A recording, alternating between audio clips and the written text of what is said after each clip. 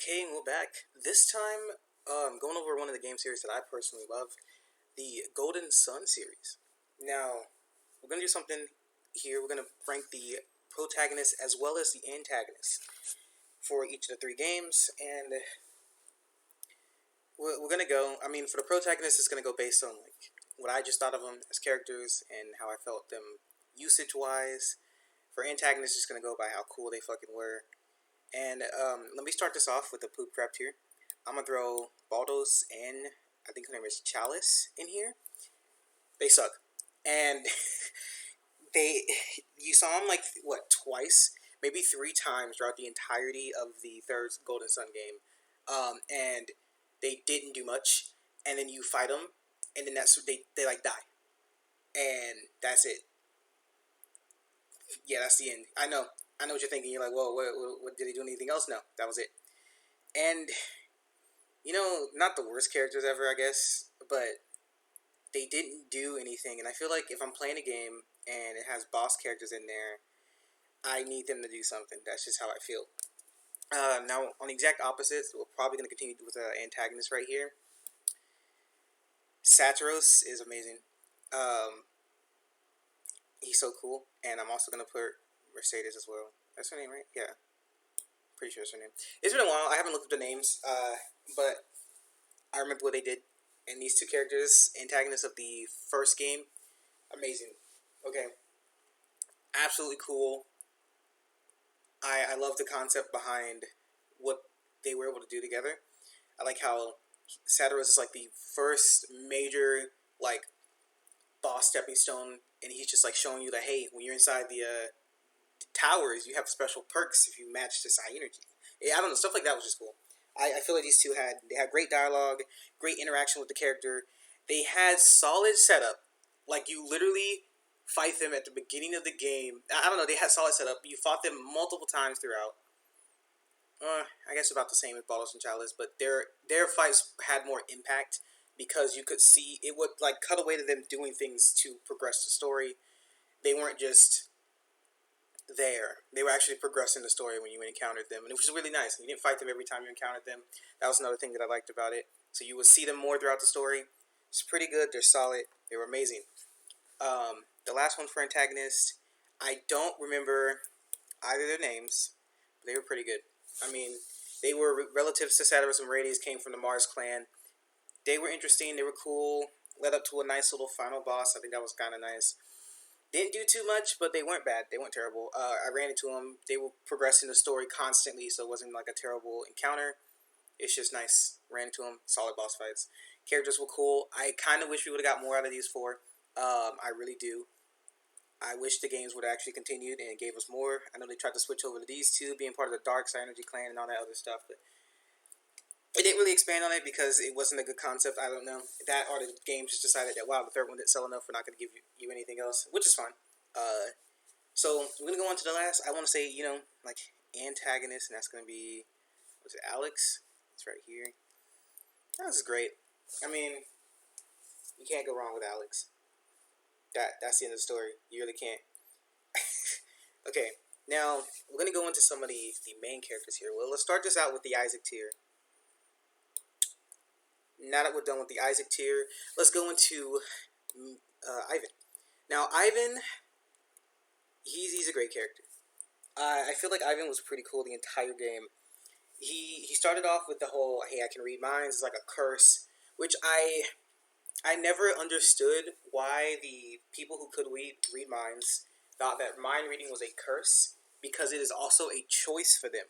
You have to choose to read someone's mind, but we're not going to get into that. That's a whole different topic for a different video. Ivan was really good. He was a nuke. He was fast. He hit hard. No defense, no HP, but hey, that's just how it is.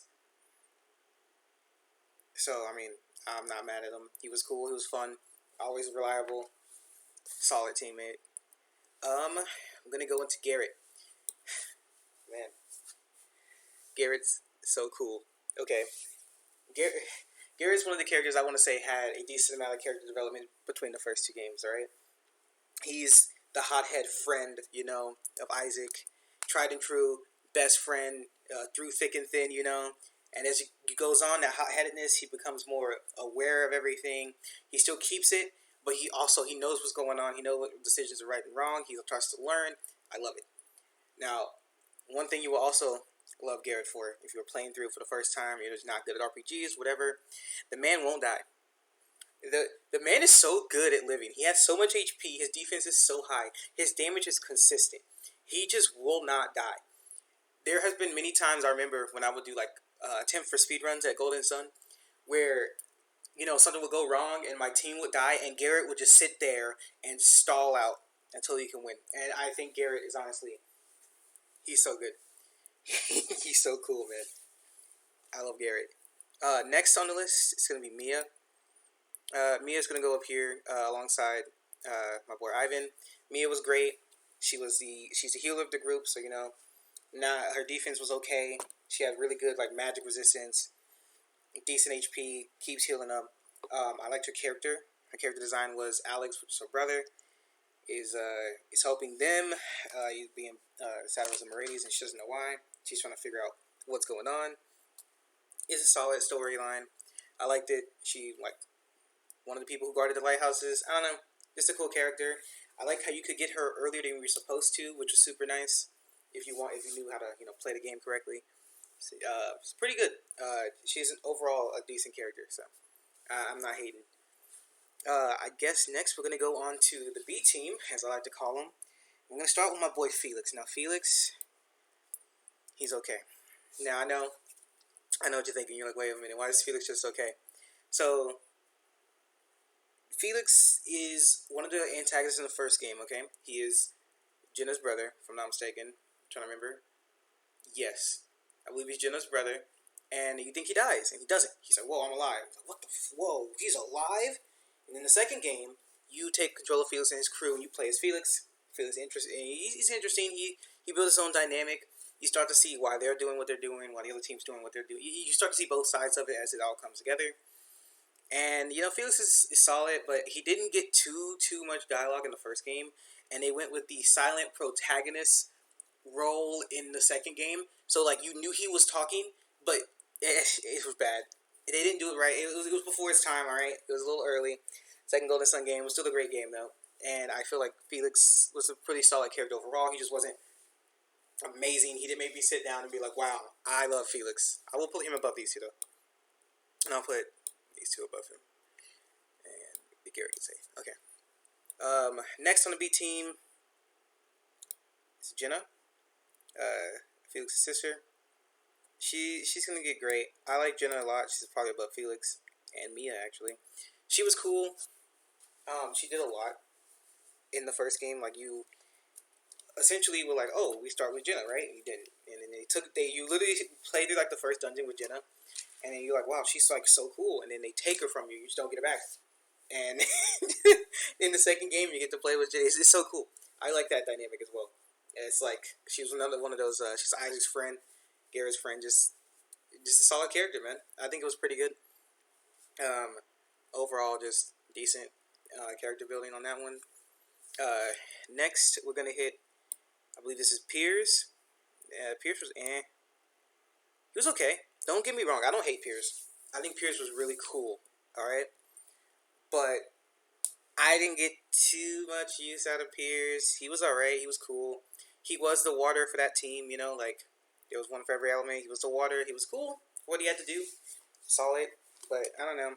I wish we could have got more lore into Piers' side of things. And knowing that, and this is what I hate about the third game, they mentioned that Piers is still alive. So you obviously want to go see Piers, but you don't. And he doesn't even show up at all. And then it turns out that Noel goes and fucking tries to marry him. And it's like, wait a minute, hold up. I don't know. It's so dumb. They didn't do a really good job with that either. I don't know. The third game has some glaring issues. I might actually cover that in a different video if I'm up to the task of how many issues I want to point out. But overall, Piers is a solid character. It's just I didn't really use him. I used him though because he was okay, but he's not amazing. Another person that's pretty is Shiva. I'll put Shiva above Piers because she was a tease. Okay, so you could read people's mind with Ivan. Okay, during the first game, and if you went to Shiva in the first game and you attempted to read her mind, you could read whatever she was thinking, and then she'd turn around, look at the character, and say, "Did you just? No, never mind." And then she'll turn back around, and you're like, "Wait a minute, she knows. She knows I read her mind." And then, if you go through and you get to the end of the game, you see her, and you're like, "Whoa, yes, that's the girl." And she was like, if she would have just mentioned something right there, she could have joined the first team. And it's insane, like how much of a tease that was, and they set it up so perfectly. That's how you know the first two games were so good, because they set that up too good. And she was a solid character. I never got too much use out of her. My issue with her was, unlike Ivan, she was a nuke, but she wasn't as strong. She has some other things about her that's like kind of annoying. Like she was like Ivan, but a little more annoying, because she was also like, oh, I hate reading people's minds, but she would make that known in like every instance that she had to do it with Ivan, which is kind of like, I hate doing it, but if I gotta do it, I gotta do it, you know? That's my issues with Shiva. Now we're gonna go into, actually, I'm gonna put him in poop. It is 90% of the game's problems are because of this nigga right here. Now, I don't think he's a terrible character, if I'm being honest. I don't hate him. It's just that whenever I sit down and I think about the games, I think about all the shit that the characters have to go through, and how much of the world was like destroyed, and how much happened, and how many people lost their homes and stuff like that. Everything is his fault when you look down at it. And it's funny because he's like the mentor. He's like the mentor character that you're supposed to, like, look up to. I want to save him, but he's literally the cause of everything. So I'm putting him in the poop crap tier because he didn't do much outside of literally ruin the world for everyone else. So he deserves a spot down here. And now we're gonna move into the part 3 crew. I am going to go in order from how you obtain them in this one, and I feel like it's gonna be interesting. So one thing, Matthew is gonna go amazing, but not as good as Balls and Chalice. The reason that Matthew gets out of the great tier, because he's almost great. The reason I pull him out is because he cusses at the end, and I know that's so childish of me, but it's because they literally hit you with the dumbest shit at the end, and his one line of dialogue in the entire game is literally how I felt when that moment happened. You literally beat like what you think is the final boss, and then this other guy jumps out of nowhere, and you're thinking to yourself, "What the fuck?" And he literally just says "fuck," and you're like, I don't know. That right there was like I related too much to him, and so I can't bring myself to put him in a great tier. Is he Isaac tier good? No. Is he amazing? Yes. I don't think he's better than Garrett, Baldos, Arch. Oh, no, I'm sorry. That's not Baldos. That's Satcheros Armorides. So I'm gonna put him here. Next up is Tyrell. Tyrell he's great. I'm gonna put him above Ivan. I think Tyrell mirrors his dad so well, and they even did a thing where as time goes on, Tyrell gets a lot more like understanding and just better. He is literally They did a really good job of making Matthew and Tyrell a decent mirror of Isaac and Garrett. They did a really good job with that, and I actually really enjoyed that a lot. So I think that they did a really good job, and I love it. So Tyrell's always been one of my favorites. All right, so the thing with the third game is you get all 8 characters. So the only games you get 8 characters in are games 2 and 3. 2, after you get a certain point, you can get the entirety of the first game's crew on you to join with you with the whole point. And then in 3, you just get 8 characters. As soon as I get my 5th character, she goes to the B team, and she never gets put on A team again. And the reason I think she's so fucking annoying, she has the same thing that her dad has, but worse. So Ivan, the whole thing with him was he's really smart. He was a seer. So he would look at things and be like, okay, we should really be doing this. But when he would make suggestions to the group, if Garrett made a counter argument, then, Ivan would sit there and he'd be like, okay, that makes sense. No, I don't understand why we have to. You're right, we could just go in, and do this. But Kiris would bitch about it. She'd be like, why are we doing this? We need to do this. Oh my god, that's so dumb. We should do this. Man, I wish I could read people's minds, but at the same time, I know it's a burden, so I don't want to read people's minds. And it's like, girl, what do you want? Because she doesn't know what she wants. And it's so annoying. And she's an annoying character through the entire game. I'm going to put her in a never use. I don't think she's exactly poop crap. There's one more character in the poop crap tier. You guys can guess the character. There's one more character in the poop crap tier. But it's not going to be Kiers. I can't do that to her, even though I don't think she's that great. Did you guys guess? Because he's going in the poop corruptor. I hate Reef so much. Reef is okay. He is curious, but worse. So if you thought, which sucks because these are the two characters you get back to back, right? So you get, you start the game with the three and Curious being the third one, and she's kind of a bitch, and then you get Reef, and Reef is just her as well. So it's just him and her bitching at you for doing shit, and you're like, wow, okay, thanks. I hate it. So Reef is a sack of shit, and he can die. The only thing cool about Reef is that his sister Noelle marries Piers. Okay, and you know what else is cool? He's Mia's son, so I guess that's decent. That's not bad. Speaking of characters who have cool family members, here comes this boy right here. Pretty boy, alright? I'm gonna put him above Jenna. Pretty boy, actually, I'm gonna drop him, okay. I don't know if he deserves great. I'll put him at the. Nah, we'll just put him above Felix. I think Pretty Boy, what's his name? Amity? Something like that. He's cool. He's not bad.